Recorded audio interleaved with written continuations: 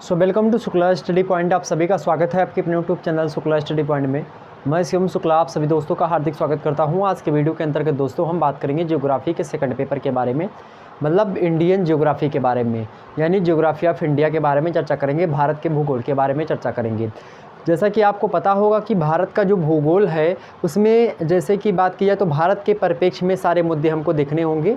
जो आपने मेरे प्यारे दोस्तों फिजिकल में पढ़ा था, फिजिकल ज्योग्राफी मतलब भौतिक भूगोल में, वो भौतिक वाला मुद्दा जो आपने विश्व स्तर पर पढ़ा था वह आप आज के वीडियो के अंतर्गत भारत के परिप्रेक्ष्य में पढ़ेंगे, मतलब भारत के भौतिक भूगोल के बारे में। साथ ही साथ भारत के आर्थिक भूगोल के बारे में पढ़ेंगे, जो आपने पेपर 1 में जो है अभी पढ़ा होगा, द्वितीय वर्ष की जो बातें बता रहा हूँ।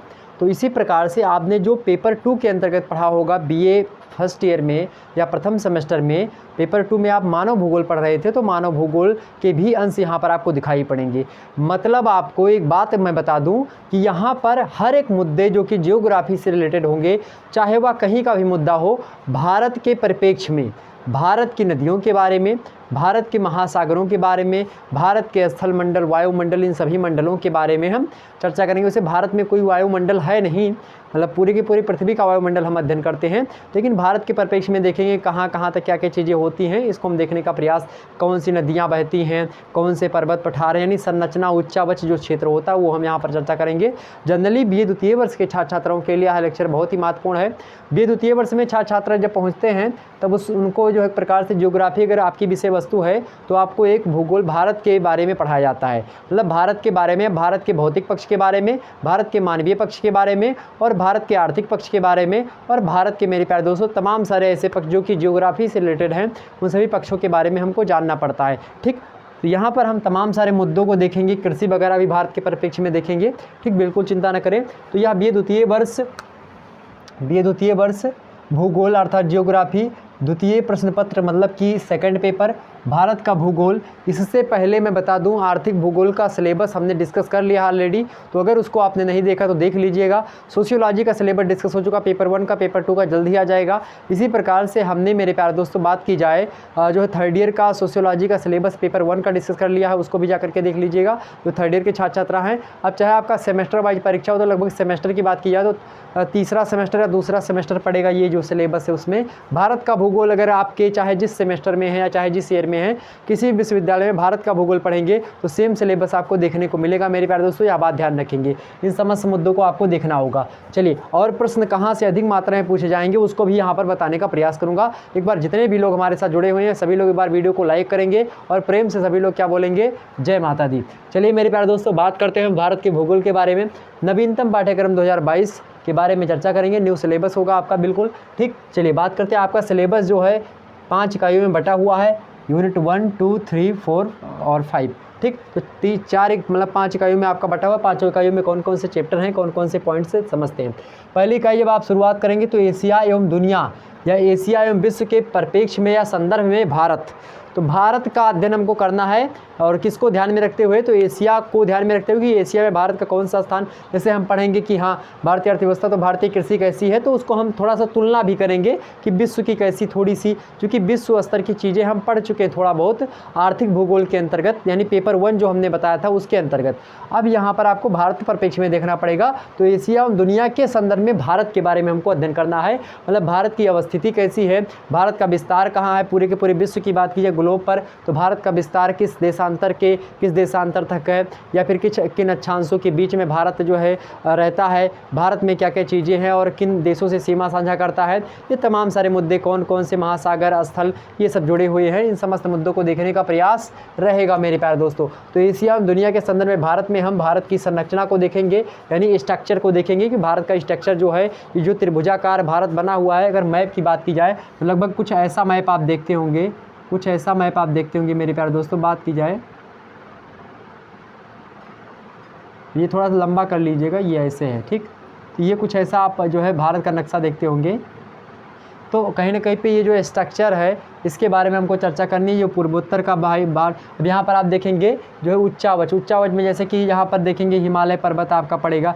मैप के माध्यम से आपको पढ़ाने का प्रयास मैं करने का प्रयास यही रहेगा। तो यहाँ पर हिमालय पर्वत होगा, यहीं से नदियाँ निकलेंगी आपकी गंगा यमुना इत्यादि, यहीं से ब्रह्मपुत्र निकल के इधर से आएगी, ठीक है, असम होते हुए फिर जाकर के यहाँ पर जो है ब्रह्मपुत्र और ये गंगा मिला करके एक डेल्टा बनाएगी, जो सुंदरबन का डेल्टा पश्चिम बंगाल का। तो तमाम सारे मुद्दे हैं जो कि बहुत ही विस्तृत फॉर्म में समझने वाले हैं। तो जाहिर सी बात है यहाँ पर संरचना और उच्चावच का सीधा सा मतलब होता है कि उसके भौतिक परिप्रेक्ष्य के बारे में जानेंगे। भारत में कितने भौतिक विभाग हैं, कौन कौन सी चीज़ें हैं, सब समझेंगे जब चैप्टर वाइज वीडियो प्रोवाइड करवाएंगे। हालांकि ये देखने में आपको लग रहा है कि बहुत छोटा टॉपिक है, लेकिन मेरे प्यारे दोस्तों विश्वास मानिए लगभग 10 से 12 लेक्चर इसी में लग जाएंगे, बस केवल आपको संरचना और ये सब समझने में। बिल्कुल विश्वास मानिए। ओके, संरचना, उच्चावच और जल निकास प्रणाली, यानी कि जो है जल निकास प्रणाली है भारत में कि जो है नदियाँ कैसे हैं, क्या क्या चीज़ें होती हैं, नहर, जाल तंत्र, ये सब देखेंगे हम। और नहर को हम विशेष परिप्रेक्ष्य में हम कृषि वाला जब सेक्टर पढ़ेंगे तो उसमें भी देख लेंगे, लेकिन यहाँ पर भी आपको जल निकास प्रणाली के अंतर्गत देखना होगा। उच्चावच में जैसे कि पर्वत कहीं पर है, कहीं पर पठार है मेरे प्यारे दोस्तों, कहीं पर जो है खाई है, तो कहीं पर मेरे प्यारे दोस्तों जो चोटी है, तो कहीं पर क्या है घाटी है, कहीं पर दर्रा है, कहीं पर झरना है। तो मतलब झरना को क्या कहते हैं, तो झरना को आप क्या कहते हैं बोलिए, वाटरफॉल बोलते हैं ना अंग्रेजी में। तो उन सभी मुद्दों को हम चर्चा करने का प्रयास करेंगे, तो बिल्कुल चिंता न करें आप। नेक्स्ट है आपका भारत के जो है प्रमुख भौगोलिक क्षेत्र। भौगोलिक क्षेत्रों में बात की जाए तो ये जो होता है उत्तर का पर्वतीय मैदान, मतलब उत्तर का पर्वतीय जो है क्षेत्र होता है, ये पूर्वोत्तर का पर्वतीय क्षेत्र हो गया आपका, ये मध्य का पठारी क्षेत्र हो गया, ये एक बात की जाए तो ये जो है पूर्वी घाट, और ये आपका ये पश्चिमी घाट और ये पूर्वी घाट आपका हो गया। ठीक इस प्रकार से यहाँ पर जो है द्वीप वगैरह हैं, जैसे यहाँ पर लक्षद्वीप है, यहाँ पर आपका अंडमान निकोबार द्वीप समूह है। तो इन समस्त चीज़ों के बारे में चर्चा करेंगे। ये भौतिक विभाग होते हैं। तो भौतिक विभाग कई प्रकार के, किसी ने 3 बताया, किसी ने 4 बताया, किसी ने 5, किसी ने 6, और इसी प्रकार से लोग अलग अलग बताते हैं। तो हम उन मुद्दों को भी देखने का प्रयास करेंगे यहाँ पर। तो ये तमाम सारी चीज़ें आपको पढ़ने को मिलेंगी मेरे प्यारे दोस्तों, जाहिर सी बात है। तो भारत के प्रमुख भौगोलिक क्षेत्रों के बारे में चर्चा करेंगे। नेक्स्ट है आपका भारतीय मानसून। भारतीय मानसून के बारे में चर्चा करेंगे। भारत में मानसून कब आता है, कैसे आता है, और आखिरकार कौन कौन से कारण रहते हैं भारत में मानसून आने के, उन समस्त मुद्दों को यहाँ पर समझना होगा। और साथ ही साथ उसका उद्गम कैसे होता है, यानी मूल कहाँ से है, मतलब जड़ कहाँ पर है। भारतीय मानसून जो आता है, जो कि एक प्रकार से हिंद महासागर से उठता है, तो कैसे उठता है, क्या कैसी सिचुएशन बनती है, कैसी स्थिति होती है जो कि मानसून आता है और उतने ही समय पर आता है। हर जो है बात की जाए, कभी कभी आप देखते होंगे कि मानसून बताया जाता है कि हाँ इतने समय तक मानसून आ जाएगा, आखिरकार और समय कैसे निर्धारित किया जाता है, तमाम सारे मुद्दे। एवं साथ ही साथ हम भारतीय मानसून की विशेषताओं को समझेंगे, कहाँ पर बारिश ज़्यादा होती, कहाँ पर कम होती, बारिश कैसे होती है, यहाँ पर यह भी आपको बताने का प्रयास करेंगे। हालांकि आप ये फर्स्ट ईयर में जान चुके होंगे, ठीक। तो यहाँ पर ये तमाम सारी चीज़ें हम पढ़ने का प्रयास करेंगे। वहीं इसी के साथ साथ हम जो है 2 धाराएं जो होती जल की, मुख्य इंपॉर्टेंट हवा भी कह सकते हैं, अल नीनो और ला नीना, एक प्रकार से 2 इंपॉर्टेंट ये पहलू हैं, इनको समझेंगे, इनका प्रभाव देखेंगे। तो अल नीनो और ला नीना का प्रभाव देखेंगे हम कि भारत पर कैसे पड़ रहा है, और साथ ही साथ जलवायु विभाजन देखेंगे कि किस प्रकार से जलवायु का विभाजन किया गया है। तो जलवायु कटिबंधों का भी विभाजन देखेंगे हम भारत के परिप्रेक्ष्य में। ओके, जलवायु विभाजन देखेंगे। उसके साथ ही साथ मेरे प्यारे दोस्तों हम क्या देखेंगे, मिट्टी के प्रकार को देखेंगे। भारत में मिट्टी कितने प्रकार की है, उन मिट्टियों की क्या क्या विशेषताएं हैं, किन मिट्टी में कौन सी फसल अच्छी मात्रा में होती है, इसको भी हम देखने का प्रयास कर लेंगे यहाँ पर थोड़ा सा, ठीक है। मतलब थोड़ा सा आपको नज़र डालना है, बाकी वहाँ से इंपॉर्टेंट प्रश्न नहीं पूछाते। और साथ ही साथ संरक्षण, मिट्टी का संरक्षण हम कैसे करते हैं और कौन निर्धारित करता है कि मिट्टी कितने प्रकार की होगी, उस संस्था के बारे में भी थोड़ा बहुत जानने का प्रयास करेंगे, क्योंकि एग्जाम से प्रश्न बने हैं वहाँ पर। पिछले 10 साल के आप पेपर उठा करके देखेंगे तो यहाँ पर प्रश्न बने हैं। अब प्रश्न इकाई 1 से सबसे अधिक मात्रा में क्या पूछा आता है, संरचना को लेकर के। संरचना that is most important. Then आपका ये होता है भौगोलिक क्षेत्र। तो संरचना और भौगोलिक क्षेत्र को लेकर के भारत के परिप्रेक्ष्य में, भारत के भूगोल में लगातार प्रश्न बनते हैं मेरे प्यारे दोस्तों, यह बात यहाँ पर ध्यान रखिएगा। ओके, तो इसको देखेंगे। और मिट्टी के प्रकार को लेकर के, तो ये 2 इंपॉर्टेंट है। मानसून भी कहीं कहीं पर एग्जाम्स में लगातार बनते हैं, तो मानसून, मिट्टी के प्रकार, और ये भौगोलिक क्षेत्र और संरचना, ये बहुत ज़्यादा महत्वपूर्ण है किसी भी परीक्षा की दृष्टि से बात की जाए तो, ठीक। उसके बाद में हम अब इसी संरचना के अंतर्गत देखेंगे भारत में नदियाँ, गंगा कहाँ से निकलती, कहाँ पर जाकर के गिरती है, यमुना को देखेंगे, ब्रह्मपुत्रा को देखेंगे, इन सभी को आप देखने का प्रयास करेंगे। इसी के साथ साथ पर्वत पठार को देखेंगे हम कि पर्वत जो है तो पर्वत में हिमालय भी 3-4 भागों में बटा हुआ हुआ है, 4 भागों में कैसे बंटता है, नदियों के हिसाब से देखेंगे, नदियों के बीच का हिमालय, और एक प्रकार से उद्गम की स्थिति से हिमालय की ट्रांस हिमालय और बृहत हिमालय, लघु हिमालय, शिवालिक हिमालय, ये तमाम सारे मुद्दे हैं जो कि पढ़ना पड़ेगा और बड़े ही इंटरेस्टिंग टॉपिक है। और ध्यान रखेंगे आपको सारे के सारे मुद्दे क्या होंगे, कंसेप्चुअली समझेंगे हम लोग, ठीक है। चलिए तो इतने सारे मुद्दे इकाई 1 से थे। इकाई 2 में हम प्रवेश करते हैं भैया। चलिए फटाफट से एक बार वीडियो को लाइक और शेयर कर दीजिएगा। आप सभी लोग वीडियो को लाइक और शेयर जरूर करें ताकि मनोबल थोड़ा सा बढ़े। आगे समझते हैं, प्रेम से बोलो जय माता दी, जय माता दी में। चलिए तो वन संसाधन मेरे पास, जैसा कि जानते हैं आप दुर्गा जी का समय चल रहा है इस समय, तो जय माता दी हमेशा बोलते रहिए और पढ़ते रहिए, भाव भजन करते रहिए।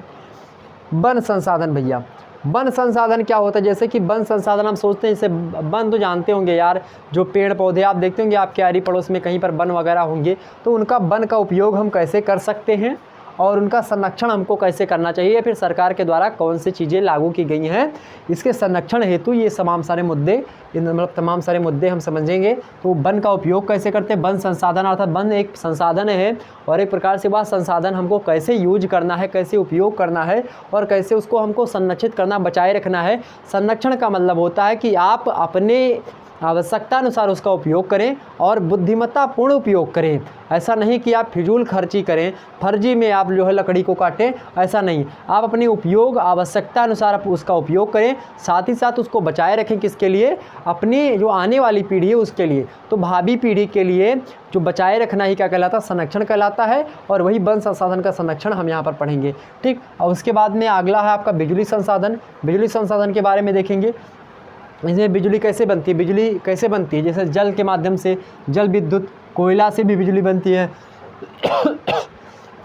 सॉरी, कोयला से आपने देखा होगा ट्रेन वगैरह चलती थी, तो कोयला से भी बिजली बनती है। जल से जल विद्युत जापान सबसे अधिक मात्रा में करता है, तो इसको भी देखेंगे। खनिज तेल, आप सोचते हैं खनिज तेल से बिजली बनती है, जो है डीजल डालते होंगे आप, या पेट्रोल वाला जो जनरेटर आता है उसमें, आज तो देखते होंगे दुर्गा पूजा वगैरह में जनरेटर लगे हुए हैं, डीजल डाल के चलाओ बिजली उत्पन्न करो, तो वो खनिज तेल से। और परमाणुओं से भी ऊर्जा उत्पन्न होती है और उस ऊर्जा के माध्यम से परमाणु ऊर्जा को विद्युत ऊर्जा में कन्वर्ट करने की चीज़ें होती है। ऊर्जा देखिए बहुत सारी चीज़ें हो सकती है ऊर्जा को लेकर। जैसे मैं बोल रहा हूँ तो ये मेरी क्या है, वॉइस एनर्जी है। वॉइस एनर्जी मतलब क्या होता है कि मैं जो बोल रहा हूँ वो ऊर्जा है। तो ये बोल रहा हूँ ऊर्जा, इस कोई मशीन ऐसी बन जाए कि जो आवाज़ हो रही, शोर हो रहा है, इस शोर को विद्युत में बदल दे, तो हो सकता है, ऐसी कोई दिक्कत नहीं कि नहीं हो सकता। तो ये चीज़ें होती हैं। तो जल के जो वेग है उससे ऊर्जा उत्पन्न होती है, उसी ऊर्जा को हम विद्युत ऊर्जा में कन्वर्ट करते हैं। इसी प्रकार से कोयला, तेल और उसके बाद परमाणु से, ठीक। उसके बाद में आपका क्या है, खनिज संसाधन। खनिज संसाधनों के बारे में हम चर्चा करेंगे। खनिज संसाधन क्या होते हैं, जैसे कि जो हमको पृथ्वी बहुत सारे पहले जो है दब गए, पृथ्वी में जलमग्न हो गए, उसके बाद में तमाम सारी चीज़ें सड़ी गली मात्रा में मिल रही। खनिज संसाधनों में आपकी बात की जाए तो लौह अयस्क, बॉक्साइट, अभ्रक, मैग्नीज, 4 जो है हमको मुख्य देखना यहाँ पर। तो 4 आपके सिलेबस में संकलित है, लौह अयस्क, बॉक्साइट, अभ्रक और मैग्नीज, जिनमें अभ्रक के उत्पादन में भारत जो है नंबर 1 स्थान पर है। भारत का स्थान क्या है, नंबर 1 स्थान है, ठीक। तो इसको समझेंगे। और साथ देता है लौह अयस्क, बॉक्साइट, अभ्रक और मैग्नीज। तो लौह अयस्क का वितरण, उत्पादन और व्यापार और संरक्षण, तीनों इसके मतलब एक चैप्टर के अंतर्गत लौह अयस्क समझेंगे। तो लौह अयस्क में हम लौह अयस्क का वितरण, यानी वितरण मतलब कहाँ कहाँ पर कितना पाया जाता है, उत्पादन मतलब जैसे मिला हमको तो उसका हम उत्पादन कैसे करते हैं, और साथ ही व्यापार मतलब कि मिल गया हमको, वो चीज़ें बन गई, उससे प्रोडक्ट बनाया तो उसका व्यापार हमने कैसे किया। व्यापार के साथ साथ जो हमको मान लेते हैं लौह अयस्क मिला तो उसको हम कैसे संरक्षित रखें ताकि आने वाली जो पीढ़ी है उसके लिए बचा रह सके। तो ये तमाम सारी चीज़ें लौह अयस्क के बारे में। इसी प्रकार से बॉक्साइट के वितरण, उत्पादन, व्यापार और संरक्षण, अभ्रक का उत्पादन, वितरण एवं संरक्षण, तो इन सभी व्यापार, इन सभी को चर्चा करेंगे। मैग्नीज का भी विवरण मतलब वितरण, उत्पादन, व्यापार और संरक्षण, ठीक। ये तमाम सारे मुद्दे हम देखेंगे। तो ये तमाम सारी चीज़ें आपको समझ में आ गई होंगी कि क्या क्या चीज़ें हैं। तो इकाई 1 और इकाई 2 आपका एक प्रकार से आपको सरल भाषा में हमने बताने का प्रयास किया। निश्चित तौर पर आपके थोड़ा सा बहुत समझ में आया ही होगा, और जब बाकी चैप्टर क्लियर होंगे तो आपके समझ में आ ही जाएंगे। अब इकाई 3 के बारे में हम चर्चा करेंगे, ठीक है। इकाई 3, एक बार सभी लोग वीडियो को लाइक और शेयर कर दीजिएगा। फिर इकाई 3 में हम प्रवेश करते हैं। इकाई 3 में बात की जाए तो भारतीय अर्थव्यवस्था के बारे में हमको पढ़ना है, विशेष संदर्भ में भारत की अर्थव्यवस्था के बारे में। तो भारतीय अर्थव्यवस्था में सबसे महत्वपूर्ण बात की जाए तो भारत क्या है भाई, कृषि प्रधान देश है, पशुओं का देश है। तो यहाँ पर कृषि सबसे महत्वपूर्ण है उसकी अर्थव्यवस्था को सुधारने के लिए। तो भारतीय कृषि के बारे में हम चर्चा करेंगे। अब कृषि में ध्यान रखेंगे, कृषि में पशुपालन भी आ जाता है, कृषि में पशुपालन भी आ जाता है, यह बात भी ध्यान रखेंगे आप, ओके। कृषि में क्या आ जाता है, पशुपालन भी आ जाता है, यह बात आप ध्यान रखें। तो ये बात ध्यान रखेंगे आप सभी लोग, कृषि में क्या आ जाता है, पशुपालन भी आ जाता है। ओके, आगे थोड़ा सा हम बात करने का प्रयास करेंगे उसके बाद में। तो इकाई आपका जो है 2 तक समाप्त हो गया था। भारतीय अर्थव्यवस्था के बारे में बात कर रहे थे, भारतीय कृषि हो गया, तो इसमें पशुपालन भी जो है इंक्लूडेड है। तो भारतीय कृषि यानी कि इंडियन एग्रीकल्चर के बारे में चर्चा करेंगे, और भारतीय कृषि की भी समस्याएं भी बहुत सारी हैं, तो उन समस्याओं पर भी फोकस रहेगा अपना। तो भारतीय कृषि की जो समस्याएं हैं उनको देखेंगे, और भारतीय कृषि के साथ साथ पशुपालन के बारे में देखेंगे, और भारतीय कृषि से क्या क्या चीज़ें, कुछ औद्योगिक क्षेत्र मतलब क्या औद्योगिक कृषि होती है, कुछ एक प्रकार से बात की है बागायती कृषि होती है, मतलब जो है बागान लगा करके कृषि की जाती है, कुछ तमाम प्रकार की चीज़ें होती हैं, हम समझेंगे कृषि के बारे में। और सिंचाई कैसे भारत में की जाती है, विशेष संदर्भ में सिंचाई भारत में कैसे की जाती है इसको देखेंगे। मशीनीकरण मतलब समझते हैं औद्योगिकरण या मशीनीकरण, उद्योगों के विकास से क्या हुआ, जो पहले चीज़ें हाथों से बनाई जाती थी वही क्या होंगी, अब मशीनों से बनाई जाने लगेंगी। मतलब धीरे धीरे मशीनों का विकास होता गया। जैसे पहले इतनी लंबी चौड़ी मोबाइल नहीं थी, या फिर एक प्रकार से बात की जाए इतनी ज़्यादा जो है आपकी लाइटिंग वगैरह की सुविधा नहीं थी ना, पहले तमाम सारी चीज़ें थी, पंखा, फ्रिज, एसी, कूलर, तमाम प्रकार के जो उपकरण आपके समय में मौजूद हैं। इस समय भौतिक जो है एक प्रकार से जो संसाधन है, जो भौतिक संसाधनों की एक प्रकार से इस समय बहुत ज़्यादा मारामारी है, वह पहले जो है एक प्रकार से नहीं थी इतनी मात्रा में। लोग प्राकृतिक संसाधनों पर क्या थे, अपना जीवन निर्वहन करते थे, उसी से काम चला लेते थे। लेकिन आज के परिप्रेक्ष्य में सारा काम जो लोग हाथों से करते थे वह मशीनों ने ले लिया, तो इसी को मशीनीकरण कहते हैं। मतलब मशीनों के विकास को मशीनीकरण कहा जाता है। तो इसको समझेंगे हम। सिंचाई कैसे होती है, नहरों से होती है तो कितने % होती हैं, नहरों से सिंचाई कैसे की जाती है, तमाम सारे मुद्दे जो होंगे, ज़्यादा डीप में नहीं जाना है, लेकिन हाँ कुछ मात्रा में आपको सामान्य जानकारी इसके बारे में रखनी होगी। और साथ ही साथ उसके बाद में मशीनीकरण के तदुपरांत आप देखेंगे और मशीनीकरण कैसे हुआ, क्यों आया, हरित क्रांति के बाद आया। 1967-68 की बात की जाए, नॉर्मन बोरलॉग विश्व स्तर पर बात की जाए, और डॉक्टर MS स्वामीनाथन जो भारत के परिप्रेक्ष्य में हरित क्रांति के जनक माने जाते हैं। तो जो है हरित क्रांति के जनक, हरित क्रांति हुई जिससे गेहूँ और धान इनमें ज़्यादा वृद्धि हुई है। ठीक है, मतलब इसके उत्पादन में तो हरित क्रांति आई, तो हरित क्रांति लाने का श्रेय डॉक्टर MS स्वामीनाथन को जाता है। और क्या क्या चीज़ें हुई, और क्रांति के बाद, जैसे कि क्रांति से पहले जहाँ 1 बीघे में 1 क्विंटल या 2 क्विंटल गेहूँ होता था, वहीं हरित क्रांति के बाद में 3 से 4 कुंटल, 5 कुंटल, आप पंजाब वगैरह के साइड में देखेंगे 5 से 6 कुंटल गेहूँ 1 बीघे, मतलब 20 बिस्वा में जो है होता है गेहूँ की उत्पादन करते हैं लोग। तो एक प्रकार से हरित क्रांति से क्या हुआ, नई नई मशीनें बनी, रोटावेटर जो है, कल्टीवेटर आप देखते हैं, तमाम प्रकार की चीज़ें बनी, और मशीनें तमाम सारी बन गई। जैसे कि पहले लोग बैल से जो है जुताई करते थे, लेकिन आने वाले समय में आप देखते हैं ट्रैक्टर हो गया, तमाम प्रकार की चीज़ें आई, जिसके कारण से क्या हुआ, उन्नत किस्म के बीजों का प्रयोग होने लगा, और भी तमाम प्रकार कीटनाशकों का प्रयोग होने लगा, फर्टिलाइज़र इत्यादि तमाम प्रकार की चीज़ें, जिससे क्या हुआ, फसलों के उत्पादन में वृद्धि हो जाती है। और इसी फसलों के उत्पादन में वृद्धि को हरित क्रांति के नाम से जाना जाता है। ठीक, समझेंगे। और साथ ही साथ जब हरित क्रांति हो गई, उसके बाद में क्रांति के बाद का परिदृश्य हम देखेंगे। मतलब क्रांति हो गई, उसके बाद में भारत की कृषि पर क्या प्रभाव पड़ा उसके बारे में देखेंगे। साथ ही साथ हाल के रुझान, तो उसके बाद का जो एक प्रकार से जो रहा है, यानी कि हरित क्रांति के बाद के परिदृश्य को देखेंगे, और उसके बाद के तो देखेंगे ही, साथ ही साथ जो आज का परिप्रेक्ष्य है हमारे, यानी हाल ही के जो रुझान हैं, आज के परिप्रेक्ष्य में कृषि का नया रूप जो है वह किस प्रकार से हमारे सामने आता है, इसको यहाँ पर हम देखने का प्रयास करेंगे। तो हाल के रुझान पर यहाँ पर हम चर्चा करेंगे, मतलब कि करंट के बारे में, करंट के मुद्दों को देखने का प्रयास रहेगा। नेक्स्ट है आपका प्रमुख कृषि क्षेत्र। कुछ ऐसे क्षेत्र हैं जहाँ पर कृषि अधिक मात्रा में होती, तो हमने भारत को, या फिर वैज्ञानिकों ने भारत को विभिन्न कृषि प्रदेशों में बांट रखा है। तो उन विभिन्न कृषि प्रदेशों के बारे में हम पढ़ेंगे, जिसको वैज्ञानिकों ने या फिर भूवैज्ञानिकों ने डिवाइड किया है कि भारत में यहाँ पर ये चीज़ें, यहाँ पर वो चीज़ें, ऐसी ऐसी चीज़ें होती हैं, कहाँ पर कौन सी कृषि करनी चाहिए, कहाँ पर कौन सी कृषि नहीं करनी चाहिए, कौन सी मिट्टी कृषि के लिए उपयोगी होती है, कौन सी नहीं होती है, ये तमाम सारे मुद्दे। ओके, आगे है आपका उद्योग। ये सारे के सारे पॉइंट आप लोग एक कॉपी पे लेकर के नोट डाउन कर लीजिएगा मेरे प्यारे दोस्तों, बहुत ही ज़्यादा महत्वपूर्ण है। ठीक, प्रमुख कृषि क्षेत्रों के बारे में चर्चा करने के बाद में हम उद्योगों के बारे में चर्चा करेंगे।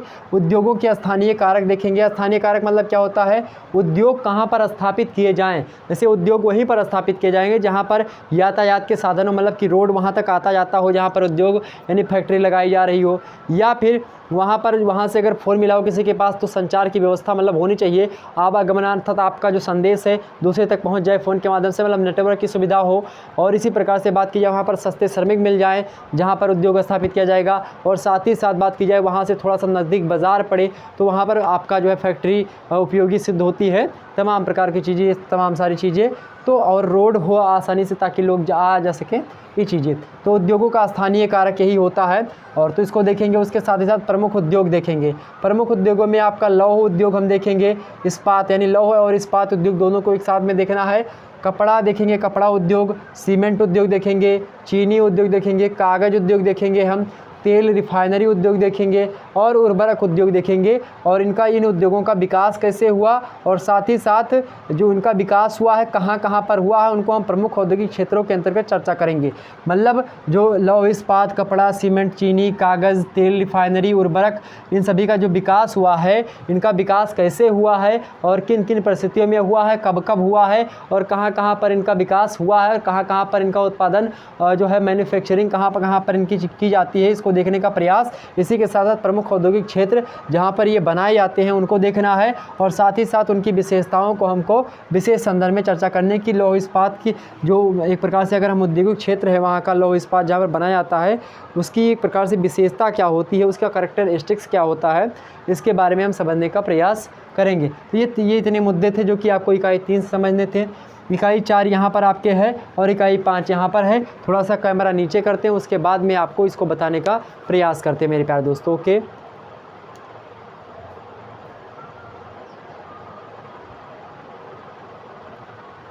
समझ में आप क्या ही रहा होगा, यहाँ पर देखेंगे इकाई 4 देखेंगे जनसंख्या के बारे में मुख्य रूप से यहाँ पर हमको चर्चा करनी है।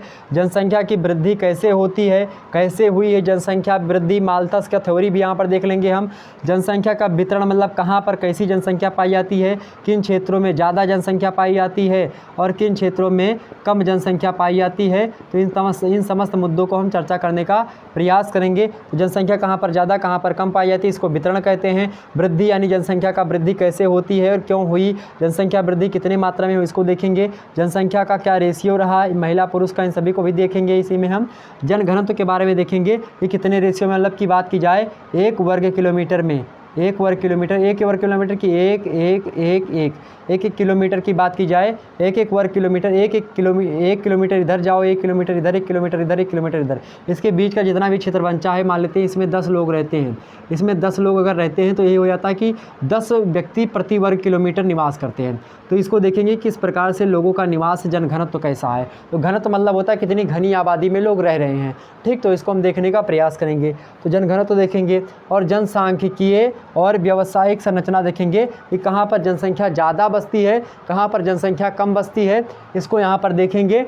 जहाँ पर व्यावसायिक चीज़ें होती वहाँ पर जनसंख्या अधिक मात्रा में आप देखेंगे, या फिर कहीं कहीं उद्योगों के क्षेत्रों में जनसंख्या कम देखेंगे। तो इस परिप्रेक्ष्य में हम देखेंगे जनसांख्यिकीय और व्यावसायिक संरचना किस प्रकार से फैली हुई है, कहाँ पर उद्योग हैं तो जनसंख्या नहीं है, कहाँ पर जनसंख्या तो उद्योग हैं, और किस प्रकार से वो कहीं कहीं पर उद्योग भी होंगे जनसंख्या भी होगी, ये मुद्दे। और साथ ही साथ साक्षरता देखेंगे। साक्षरता का मतलब क्या होता है, यानी जनसंख्या जो निवास कर रही है वह कितनी पढ़ी लिखी है। अर्थात केरल की बात की जाए तो केरल साक्षरता में क्या है, नंबर 1 पर है, भारत में नंबर 1 पर है। वहाँ के लगभग 94 से अधिक लोग क्या हैं, पढ़े लिखे हैं, मतलब वहाँ पर अपनी सिग्नेचर वगैरह करना जानते हैं, पढ़ना लिखना सारे मुद्दे जानते हैं। तो यहाँ पर जन साक्षरता देखेंगे किस प्रकार से है। साक्षरता दर देखेंगे स्वतंत्रता के बाद, और नेक्स्ट है आपका स्वतंत्रता के बाद के समय के विशेष संदर्भ में शहरीकरण देखेंगे। मतलब स्वतंत्रता के बाद यानी 1947 के बाद की बात की जाए तो किस प्रकार से पहले ग्राम जो है था और ग्राम का किस प्रकार से गांव के लोगों का शहरीकरण हुआ, मतलब गांव के लोगों का स्थानांतरण हुआ किन क्षेत्रों में, तो शहरी क्षेत्रों में उनका स्थानांतरण होता है। तो किस प्रकार से उनका स्थानांतरण हुआ, कौन कौन सी परिस्थितियाँ थी, क्यों का स्थानांतरण हुआ उनका, और कितने मात्रा में कितने प्रतिशत में जो है स्थानांतरण होता है।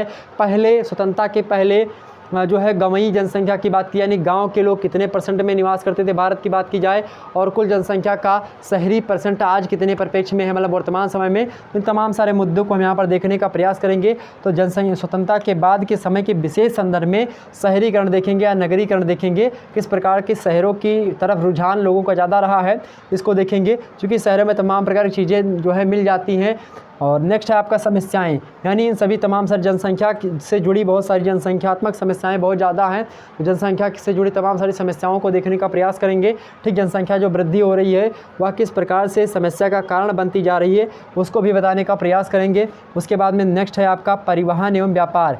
परिवहन आप समझते हैं जो कि आने जाने के जो साधन होते हैं, आवागमन की चीज़ें, और व्यापार मतलब क्या होता है, व्यापार के लिए भी जो है परिवहन चाहिए। तो व्यापार का परिवहन देखें, मतलब व्यापार का विकास कैसे होता है, साथ परिवहन का विकास और व्यापार, परिवहन और व्यापार का विकास कैसे हुआ, यानी डेवलपमेंट ऑफ परिवहन और व्यापार दोनों का जो है विकास देखेंगे हम। अब इसमें परिवहन में जैसे कि रेलवे क्षेत्र देख लेंगे हम, ठीक है, रेलवे क्षेत्र देखेंगे। सड़क मार्ग का विकास हम देख लेंगे, सड़क का विकास कैसे कैसे होता है, क्यों होता है, सड़क मार्ग कौन कौन से भारत में, हवाई मार्गों को देखने का प्रयास करेंगे। ठीक है, उसके बाद में विदेश व्यापार देखेंगे, विदेशी व्यापार कैसे क्या आता है, जो आयात निर्यात हम हमारे यहाँ पर अभ्रक होता है अधिक मात्रा में, तो उसका हम कैसे जो है आयात निर्यात करते हैं, उसकी विशेषताओं को देखेंगे कि जो है जो परिवहन है उनकी और व्यापार है उनकी क्या क्या विशेषताएं कैरेक्टरिस्टिक्स हैं उनको देखने का प्रयास। इसी के साथ साथ जो प्रमुख बंदरगाह हैं भारत में, प्रमुख बंदरगाह मतलब कि जो पत्तन होते हैं, बंदरगाह होते हैं, उन बंदरगाहों के बारे में चर्चा करेंगे जिनके माध्यम से व्यापार होता है विदेशों को। तो अधिकतर जो विदेशों का व्यापार होता है वह जलीय मार्ग से होता है, और जलीय मार्ग के जो एक प्रकार से स्टेशन होते हैं उन्हीं को बंदरगाह कहते हैं। मतलब जहाँ पर बड़ी बड़ी जहाज़ें पानी की रुकती हैं उन्हीं को बंदरगाह कहते हैं। ठीक है, तो यहीं से जो है अधिक मात्रा में विदेशी व्यापार होते हैं। ठीक, तो ये था आपका जो है इकाई 4 जो कि हमने आपको समझा दिया, जनसंख्या और व्यापार और परिवहन से रिलेटेड ये सारे मुद्दे थे। अब अगला है आपका इकाई 5। इकाई 5 को थोड़ा सा समझने का प्रयास करते हैं। एक बार वीडियो को लाइक और शेयर कर दीजिएगा, जितने भी लोग देख रहे हो फटाफट से वीडियो को लाइक और शेयर कर दीजिएगा मेरे प्यारे दोस्तों, बहुत ही मज़ा आएगा। फटाफट से लाइक करो मेरे प्यारे दोस्तों। चलिए, जो लोग हमारे साथ नए जुड़े हैं सभी लोगों को जय माता दी, एक बार वीडियो को शेयर कर दीजिएगा सभी लोग। चलिए बात करते हैं हम क्षेत्रीय लिखा, क्षेत्रीय विकास देखेंगे। अब यहाँ पर हमको क्षेत्रीय विकास देखना है, मतलब कि जिस भी एरियाज से आप होंगे, ऐसे आप एमपी के हैं या आप राजस्थान के हैं या आप किसी भी जो है दूर दराज के इलाके से हैं, किसी भी जो है बात की जाए किसी भी भारत के राज्य से हैं, तो वहाँ पर आपको अपनी क्षेत्रीय भूगोल के बारे में इकाई 5 के अंतर्गत देखने का प्रयास रहेगा। तो बात की जाए, मैं यूपी से हूँ और यूपी के बारे में अगर बता रहा हूँ, वैसे ये तमाम सारी चीज़ें जो ऊपर हमने बताई ये सभी राज्यों पर फॉलो होंगी, लेकिन ये जो बातें हैं यहाँ पर जो आप देखेंगे वो आपके अपने राज्य से संबंधित होंगी। मतलब आपके अपने राज्य का जो एक प्रकार से भौगोलिक ढांचा होगा, भौगोलिक स्ट्रक्चर होगा, भौगोलिक मतलब जो फिजिकल स्ट्रक्चर होगा उसको समझना पड़ेगा, भौगोलिक संरचना को जानना पड़ेगा। ठीक, तो क्षेत्रीय विकास आपके जो है आसपास का क्षेत्रीय विकास देखेंगे। एवं स्वतंत्रता के बाद, क्षेत्रीय विकास के साथ साथ स्वतंत्रता के बाद जो असमानताएं आई हैं, स्वतंत्रता के पहले किस प्रकार से आपके क्षेत्रीय विकास का मतलब कि क्षेत्रीय विकास रहा है, क्षेत्र का भूगोल कैसा रहा है आपके आरी पड़ोस का, और स्वतंत्रता के बाद कैसा हो गया है उसको देखने का प्रयास रहेगा। ठीक, उसके बाद में कुछ समस्याग्रस्त जो इलाके हैं मतलब क्षेत्र हैं उनके क्षेत्रों के बारे में और उन क्षेत्रों से जुड़े तमाम सारे मुद्दे हैं उनको देखने का प्रयास रहेगा। साथ ही साथ उनको जो मुद्दे हैं जो कि समस्यात्मक मुद्दे हैं, यानी समस्या वाले जो क्षेत्र हैं उन समस्या वाले क्षेत्रों को, उन समस्यात्मक मुद्दों को किस प्रकार से हमको नियोजित करना, मतलब कि उसको कंट्रोल में लाना है, तो उसको भी हम देखने का प्रयास करेंगे यहाँ पर। जैसे कि बात की जाए उन क्षेत्रों की, कुछ समस्यात्मक जो क्षेत्र हैं या मुद्दे हैं उनमें बाढ़ प्रवण क्षेत्र मतलब कि ऐसे क्षेत्र जहाँ पर बाढ़ अधिक मात्रा में आते हैं, तो उन क्षेत्रों के बारे में हमको पढ़ना है कि जिस क्षेत्र में बाढ़ अधिक मात्रा में आते हैं। सूखा प्रवण क्षेत्र मतलब कि आपके राज्य में जो सूखा वाले क्षेत्र हैं उनके बारे में देखना है, सूखा वहाँ पर आते हैं तो क्यों आते हैं, कैसे आते हैं, वहाँ पर सूखा आते हैं तो उसके लिए किस प्रकार का जो है एक प्रकार से उपयोग मतलब कि किस प्रकार से उसके लिए सरकार कार्य कर रही है और क्या क्या चीज़ें कर रही सरकार, और किस प्रकार से सूखा से निदान पाया जाए, इसको लेकर के हम यहाँ पर पढ़ने का प्रयास रहेगा। और बाढ़ जो है, बाढ़ से बचने के लिए हम कैसे कैसे उपाय करेंगे इसको भी देखने का प्रयास यहाँ पर रहेगा। और साथ ही साथ आपके अगर उस इलाके से जहाँ पर जनजातीय लोग रहते हैं या आपके क्षेत्र में जो जनजातीय इलाके हैं उनके बारे में भी हमको पढ़ना है, जनजातीय इलाकों के बारे में भी हम देखने का प्रयास करेंगे। जनजातीय क्षेत्र जैसे कि मुंडा, मुइया, डुइया, ओरांव, सिंथाल, ये तमाम सारी चीज़ें आप देखेंगे। जैसे कि गारो, खासी, जयंतिया जो पहाड़ियाँ हैं इन पर अलग अलग प्रकार की गारो, खासी, जयंतिया, ये सब जो थारू, ये सब जो है क्या हैं, ये सब जनजाति है और ये सब रहती हैं, तो मतलब जनजातियाँ रहती हैं, तो इन जनजातियों के बारे में चर्चा करेंगे, किस प्रकार से क्षेत्रों में रहती हैं, क्या क्या चीज़ें इनके बारे में यहाँ पर ये चीज़ें देखेंगे। उसके बाद में लास्ट है आपका उत्तर प्रदेश का विस्तृत भौगोलिक अध्ययन। उत्तर प्रदेश चूँकि हमने लिखा है तो उत्तर प्रदेश के भौगोलिक अध्ययन के बारे में चर्चा करेंगे। और ये जो चीज़ें हमने बताई थी ये आपके राज्य यानी जिस भी राज्य से आप संबंध होंगे वहाँ के राज्यों के बारे में, वहाँ के क्षेत्रीय चीज़ों के बारे में आपको विशेष संदर्भ में पढ़ना पड़ेगा। क्योंकि अब आप उत्तर जिस भी मान लेते हैं आप बिहार से हैं तो आप यहाँ पर बिहार करेंगे, आप महाराष्ट्र से हैं तो यहाँ पर आप महाराष्ट्र करेंगे, राजस्थान से राजस्थान करेंगे। इसी प्रकार से आप उत्तराखंड से उत्तराखंड करेंगे, या जिस भी आप इलाके से जिस भी राज्य से हैं तो उस राज्य के बारे में आपको विस्तार से अध्ययन करना पड़ेगा। मतलब विस्तार से क्या, उसके भौगोलिक संरचना के बारे में जानना पड़ेगा। और भौगोलिक संरचना के साथ साथ मतलब उसका जो ढांचा कहाँ पर कौन सा जिला पड़ता है ये आपको उतना इंपॉर्टेंट नहीं रखना है, लेकिन हाँ कुछ मात्रा में आपको अधिक जानना पड़ेगा। ये तमाम सारी चीज़ें, उसके बाद में ये वाला जो चीज़ हमने बताई आपको, इस चीज़ें आपको देखना पड़ेगा। ओके, एक बार सभी लोग इसका स्क्रीनशॉट लीजिएगा। ओके, सभी लोगों का बहुत बहुत धन्यवाद जुड़े रहने के लिए। एक बार वीडियो को लाइक और शेयर कर दीजिएगा मेरे प्यारे दोस्तों, एक बार वीडियो को लाइक और शेयर कर दीजिएगा। ठीक है, स्क्रीनशॉट ले लीजिए, इसको लेना है स्क्रीनशॉट ले लीजिए। मैं हट गया हूँ, स्क्रीनशॉट ले लीजिए मेरे प्यारे दोस्तों, जिसको भी लेना है स्क्रीनशॉट ले लीजिए फटाफट से। ओके, चलिए एक बार वीडियो को लाइक और शेयर कर दीजिएगा, फटाफट से वीडियो को लाइक और शेयर कर दीजिएगा मेरे प्यारे दोस्तों। बहुत बहुत धन्यवाद आप सभी का, बहुत बहुत धन्यवाद। Good night all of you. जय माता दी, जय माता दी मेरे प्यारे दोस्तों। चलिए एक बार फिर से उस मंत्र का जाप करते हैं। प्रथमं शैलपुत्रिश्चा, द्वितीयांग चा ब्रह्मचारिणी, तृतीयांग चंद्रघंटेति, कुकुमांडेति, चतुर्थकम पंचमं स्कंदमातेति, षष्ठकम गायत्री चा, सप्तमं कालरात्रिति, महागौरी चा, अष्टकम नवम सिद्धिदात्री चा, नवदुर्गा प्रतिकीर्तिका। जय माता दी। चलिए फिर मिलते हैं नेक्स्ट वीडियो में, तब तक के लिए जय हिंद, जय भारत। वैसे तो आप लोगों को पढ़ाने का मन और भी करता है, लेकिन इस समय थोड़ा सा बहुत सारी क्रिटिकल सिचुएशन आप देख रहे होंगे, कुत्ते भौंक रहे हैं बगल में और तमाम सारी चीज़ें इस प्रकार से रिलेटेड हैं। तो मैं जैसे ही अभी इस समय घर पर ही हूँ, थोड़ा सा प्रॉब्लम्स में चल रहे हैं, तो बाद में हम जैसे कि अब हमने तो पूरा का पूरा सिलेबस आपका करवा ही दिया, ये बताया सिलेबस के बारे में, एक मोटी मोटा जानकारी तो आपको लगी होगी, एक प्रकार से आपको कुछ ऐसा तो लगा ही होगा कि हाँ जो आपको अभी तक नहीं पता था उसको हमने बताया। अगर पता था तो बड़ी अच्छी बात है, तो आपका रिवीजन हो गया। अगर नहीं पता थी तो आप अच्छे तरीके से जान गए हो। एक बार वीडियो को लाइक ज़रूर करा करिए, क्योंकि लाइक करने के माध्यम से ही मैं मोटिवेट होता हूँ और वीडियो बनाने पर मजबूर कर देते हैं आप लोग एक लाइक के माध्यम से। लाइक करके हमको मोटिवेट करें मेरे प्यारे दोस्तों। मिलते हैं नेक्स्ट वीडियो में, तब तक के लिए जय हिंद, जय भारत। सभी लोग एक बार जय माता दी कमेंट सेक्शन में लिखने का प्रयास करें। जय हिंद, जय भारत।